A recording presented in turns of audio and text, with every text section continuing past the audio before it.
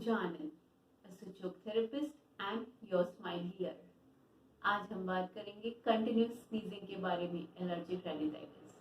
कितनी बार क्या होता है, कुछ लोगों को एक बार स्नीजिंग स्टार्ट होती है तो वो कंटिन्यूसली होती रहती है। तो इसमें हमें दो चार चीज़ों पे काम करना होता है। एक हमारे नोज पे तो करना ही करना होता है, एक विंड एनर्जी को कम करना होता है, और दूसरा हमारा लिवर वीक होता है तो हमें लिवर पे भी काम करना होता है।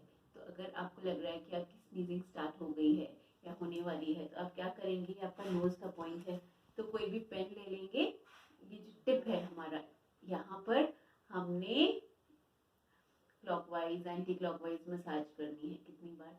60 टाइम। थोड़ा सा उंगला में मसाज किया, यहाँ पर थोड़ा सा हमने प्रेशर दिया, और फिर ये मूंग दाना, ग्रीन मूंग दाना लिया, उसका जो ये वाइट पार्ट है जहाँ से स्प्राउट्स आते हैं, ये मूंग दाना हमने ये नोज के पॉइंट पे लगा दिया।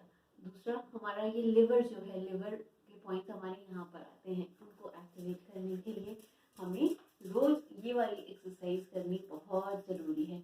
यहाँ पर प्रेशर देना है, राइट हैंड में यहाँ पर प्रेशर देना है, और फिर येलो कलर का पेन लेना है और एक येलो लाइन हमें यहाँ बना देनी है।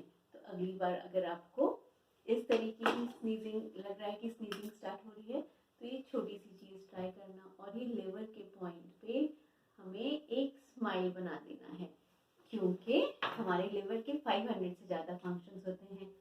तो जब इसकी फंक्शनिंग खराब होती है तो काफ़ी सारी चीज़ों पे असर होता है। ये छोटे से टिप ट्राई करना और हमेशा मुस्कुराते रहना। Take care and keep smiling.